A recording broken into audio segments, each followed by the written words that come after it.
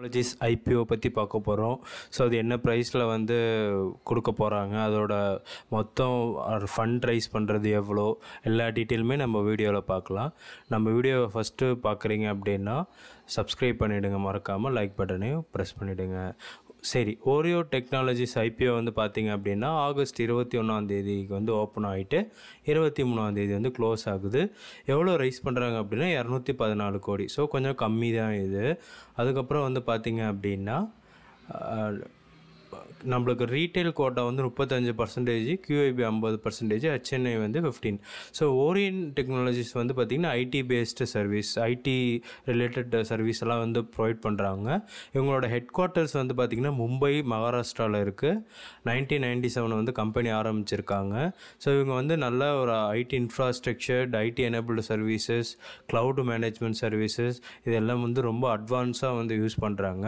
அதுக்கப்புறம் இவங்க பார்ட்னர்லாம் வந்து பார்த்திங்க அப்படின்னா டெல்லு, அப்புறம் வந்து இன்னும் 2-3 கம்பெனிஸ்லாம் அதிகமாக இருக்காங்க. ஒரு வளர்ந்து வர நல்ல ஐடி கம்பெனின்னு சொல்லலாம்.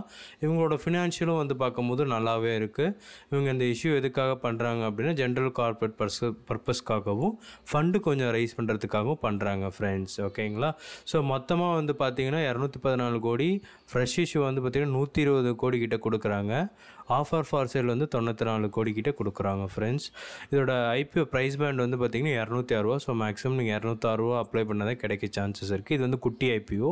ஸோ வந்து இதோட சப்ஸ்கிரிப்ஷனும் அதிகமாக இருக்கும் வாய்ப்பு இருக்குது. கிரே மார்க்கெட்டு நல்லா இருக்கும் வாய்ப்பு அதிகமாகவே இருக்குது. பட் இன்னும் அதெல்லாம் வந்து கிரே மார்க்கெட் எவ்வளோ அப்படின்னு இன்னும் எதுவுமே வந்து டீட்டெயில் ஷேர் பண்ணல அவங்க. பட் என்னோட அசம்ஷன்லாம் நான் வந்து சொல்கிறேன். இது முழுக்க வந்து எஜுகேஷன் பர்பஸ் தான். இது ரீட்டைல் வந்து பார்த்திங்கன்னா 35% வந்து ஒதுக்குறாங்க. கம்பெனி எதுவுமே லாஸும் பண்ணலை, அதனால் ஓரளவு நல்லா இருக்குது. அதுக்கப்புறம் வந்து பார்த்திங்கன்னா நம்ம ஒரு லாட் அப்ளை பண்ணோன்னா 15,000க்குள்ளார இருக்கணும். 14,832 ரூபா தேவைப்படுது ஃப்ரெண்ட்ஸ். நம்ம அப்ளை பண்ணிட்டோம் அப்படின்னா ரீஃபண்ட் வந்து 27 வந்துடும். ஓகேங்களா? ஸோ வந்து ஃபினான்ஷியல் ரிசல்ட்டுன்னு வந்து பார்க்கும்போது கம்பெனி வந்து பார்த்திங்கன்னா நல்ல ப்ராஃபிட் பண்ணியிருக்கு. இது வந்து ஸ்மால் கேப்புங்கிறதுனால கொஞ்சம் பண்ணியிருக்கு. பியர் குரூப்ஸ் பார்த்திங்கன்னா எல்லாமே ஐடி கம்பெனிஸ் தான் பார்த்திங்கன்னா இருக்குது. HCL இருக்குது, விப்ரோ இருக்குது, LTI மைண்ட்ரி இருக்குது. ஸோ இது எல்லாமே இருக்குது. நீங்களும் இந்த ஐபிஓ பார்த்துட்டு அப்ளை பண்ணதுன்னா பண்ணுங்கள் ஃப்ரெண்ட்ஸ். Thank you so much.